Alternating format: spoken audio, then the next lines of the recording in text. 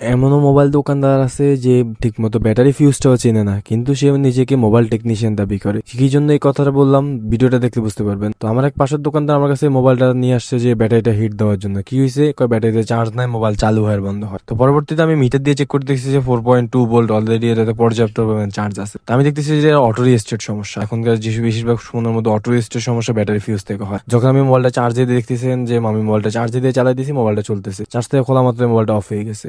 তো সিম্পল একটা জিনিস, এটা ব্যাটারি ফিউজ থেকে সমস্যা। কিন্তু ওই দোকানদার যেটা জানেই না এটা ব্যাটারি ফিউজ থেকে সমস্যা। আসলে আমি কোনো দোকানদারকে ছোট করতেছি না, কাস্টমারের দেওয়া এক একটা ফোন আমাদের কাছে আমানত। তো চেষ্টা করবো কখনো এই আমানতের যাতে খেয়ানত না হয়। আসলে আমরা যারা মোবাইল টেকনিশিয়ান, মোবাইল রিপেয়ারিং এর কাজ শিখে এই সেক্টরে বসছি, তাদের কথা তো আলাদা। কিন্তু এমন এমন টেকনিশিয়ান আছে যে ঠিকমতো মোবাইলের কাজ শিখে নাই, একটা চার্জিং পিনও চেঞ্জ করতে পারে না, কিন্তু সে এখন মোবাইল টেকনিশিয়ান। তো আসলে ভাই দেখেন, আমি কারো ছোট করতেছি না, জাস্ট এটা বলার উদ্দেশ্য হচ্ছে যে আপনি কাস্টমার দামি দামি ফোনগুলো খুলতেছেন, দেখা যায় দুই একটা ফোন ঠিক করতে পারেন, এরপরে বাকিটা ঠিক হয় না। তো ভালো ভালো ফোনগুলো নষ্ট না করে আগে মোবাইলের কাজটা শিখেন, শিখিয়ে এরপর আপনি মোবাইলের কাজটা করেন। তো আপনি দেখতে পারতেছেন যে আমি মোবাইলের যে ব্যাটারি ফিউজের কাজটা করে নিচ্ছি, আমাদের মোবাইলটা এখন চালু হয়ে গেছে। তো প্রতিনিয়ত এরকম মোবাইল রিপেয়ারিং এর গুরুত্বপূর্ণ ভিডিও পেতে আমার পেজটা ফলো, ইউটিউব চ্যানেলটা সাবস্ক্রাইব করে দিবেন, আর অবশ্যই লাইক কমেন্ট শেয়ার করবেন। আসসালামু আলাইকুম।